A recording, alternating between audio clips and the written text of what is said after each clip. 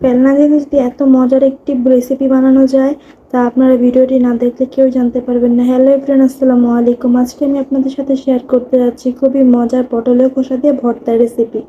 যার জন্য প্রথমে আপনাদেরকে পটলের খোসাগুলোকে ভালোভাবে সিদ্ধ করে নিতে হবে।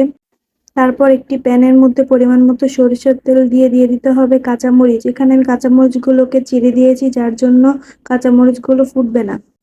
তারপর কাঁচামরিচগুলোকে একটু নেড়েচেড়ে ভালোভাবে ভেজে নিব। ভাজা হয়ে গেলে তারপর দিয়ে দিব কয়েক কোয়া রসুন। কয়েক কোয়া রসুন দিলে ভর্তার ফ্লেভারটা খুবই ভালো আসবে।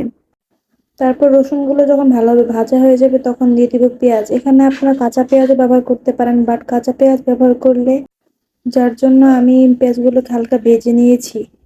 পেঁয়াজ ভাজা হয়ে গেলে দিয়ে দিব সামান্য পরিমাণ তেল এবং সিদ্ধ করে রাখা পটলের খোসাগুলো ভালোভাবে ভেজে নেব। পটলের খোসাগুলো ভালোভাবে ভাজা হয়ে গেলে সবগুলো উপকরণ পাটায় বেটে নিলে কমপ্লিট হয়ে যাবে খুবই মজার পটলের খোসার ভর্তার রেসিপি। এভাবে আপনারা খুবই কম উপকরণে বাসায় একটি মজার রেসিপি বানিয়ে নিতে পারেন, যা দিয়ে এক প্লেট ভাত নিমিশে আপনারা শেষ করে ফেলতে পারবেন।